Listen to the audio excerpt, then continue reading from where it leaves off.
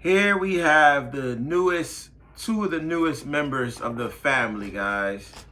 But today we're not going to be talking specifically about these guys in general. What we're going to be talking about is two subjects, really. One, can you breed show quality American bullies that are functional?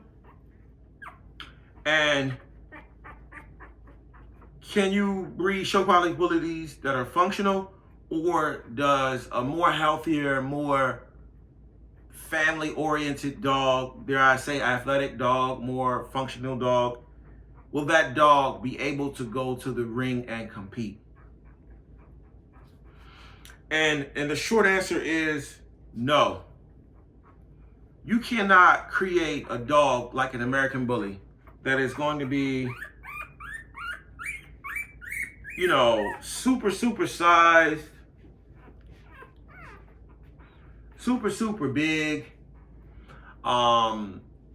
with massive features, massive bone, massive heads, and think that that dog is going to be like a great quality family pet. But so the answer is basically in a nutshell, yes and no. You have dogs in a litter that are not going to be super bulls, and basically you have dogs in the litter that are not going to be as large and as robust as others. As you can see, this boy right here, his head is huge. This boy right here, his head is huge too. But if I put my hand around this dog's head, you can see it won't go around. If I put my hand around this water bottle, it won't go around. This is a 16-ounce water bottle. As you can see, he's bigger than this. This is a 1-week-old puppy that is bigger than a 16-ounce bottle of water. Now, if I grab Trapzilla, this is Trapzilla. Trapzilla is about the same size as this bottle of water. It's the same exact size. Whereas Maximus, aka Pharaoh, is bigger than this bottle. I mean, he's comparing to the bottle. He's way bigger than a pound already at 1 week. With that being said, I just want to touch on the basis of when you're breeding XL bullies for the show ring, these bullies require way more attention. These dogs, when they're in the ring competing, they got cool packs on their back and they got fans, because these dogs have to be kept cool and have to be kept hydrated. Some people even bring oxygen. So when you go to a show, they'll have a dog like this with an oxygen tank on it, a cool pack, and a fan. Now, let's say, for instance, you're just a regular pet owner and you decide, I'm going to take my American Bully outside for a run on a warm day. Let's say it's 80 degrees. If you have a show quality, show stopping American Bully, you might not get far with that dog. That dog is not going to be able to withstand a 5-6 mile run or a very hot day. Let me sit this guy down. Maybe he get comfy. He wants his mom. He wants to eat. With that being said, this is a dog that is probably going to be as large as it can get. As big as maybe 90 to 95% of the top 100% dogs. So this is a dog that will be able to stand next to those champion bred bulls with the exaggerated features and exaggerated bone. How do I know? Just look at the dang dog. The dog is huge. It's enormous.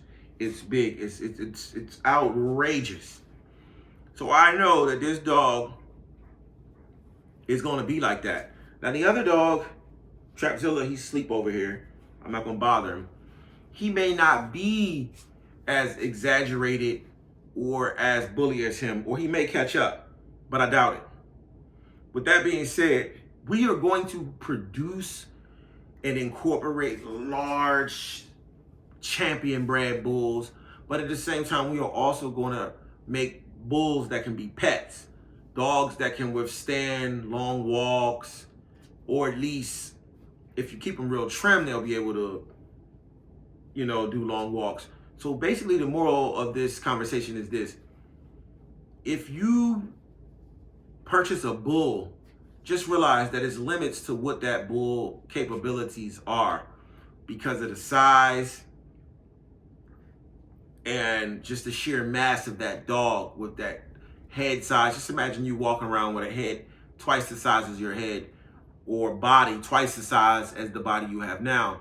It will be problematic at best. So when you're trying to, this is how it kind of relates to small time or beginner stage people.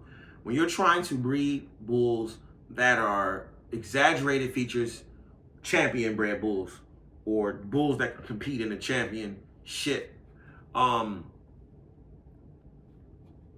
those dogs are more expensive to care for, and they require special attention.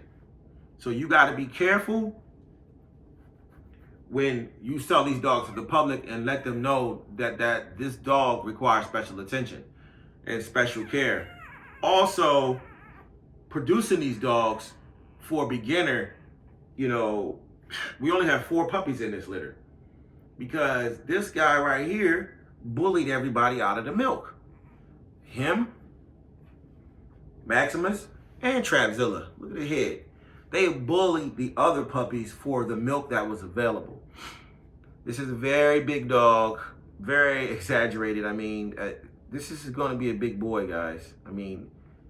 If you've ever been to an American Bullies show, dog show, you would have seen these dogs. They are not what you're used to. They are not. They're huge. They're bigger than what you've ever seen in your life, and they're really, really muscular, really, really thick, and they require special attention. So what I'm going to do here is, I know that if I can still create functional dogs with these exaggerated features and these large size, so what I'm going to do is I'm going to take my bullies and put them on larger frame females. So I'm going to try to use females that are taller, and more lengthier, so that when I take my largest boys, I'm going to put my largest males onto my largest or tallest females. That way, all this girthiness and size can be spaced out. But I'll still be able to come in here and there with a real bull. I'll use my bulls and still breed them, to larger, taller females. That's going to be my strategy. I will be able to take this guy, and this is another part of the thing I want to say. We did this breeding so that we can have a dog that we can take to a show and compete. And we will be able to compete and show this dog. But what I'm going to do is breed these dogs in a way where they're functional and they still can compete. Because still at the tippity top, you have dogs that basically function levels are very low, but their bulliness is very high. But few and far between are those dogs. So you can still have a dog that is functional. You can have a dog with lots of muscle and a dog that's very bullish. And, it can outcompete those dogs, especially if they don't show up. So, we plan on doing different types of breeding, not just one breeding. We can produce big, bad bulls like we just did and only have 3 in a litter. 4 puppies survive. And then in order to survive and maintain and keep everything going, you got to sell those dogs for $3,500, $4,500. You cannot sell a dog for $1,500. You cannot take $1,000 for a dog that only produces 4 puppies a year. You might as well just quit the game. So that's why these bulls that you guys are trying to get are $4,000 and $5,000. And that's pretty much what this is. This is a $5,000-$6,000 dog right here. Now, I know what I'm looking at, and I got to present it to the world to show them what I'm looking at. But what I want to do is just let them grow, and I'm going to take them to the shows and start from there as far as making my name known in the show ring and at the shows, because I produce my own large bull. But I'm not going to overfeed him, and I'm going to keep him exercised and keep him as functional as possible. You know what I mean? And I know what I'm saying is a little tricky, but basically, you know, the top quality bulls are not as functional as, let's say, pet quality bulls. Bulls that are not going to be champions in the ring. Those are the dogs that make great pets for families, because they can go outside in the yard, they can go for runs and all that different stuff. But what we're going to do is we're going to concentrate on we're going to have the biggest, baddest bulls we can have, and we're going to put those with the most capable, agile females that we have, so we can have a balance. So some dogs will come out super bulls, and some dogs will be more family-oriented dogs. And you'll be able to tell just by just looking at the dang on thing. I mean, you can clearly see what this is. I mean, you can compare the two. This dude's head, I've never seen anything like this in my life so far. So thanks for tuning in, guys.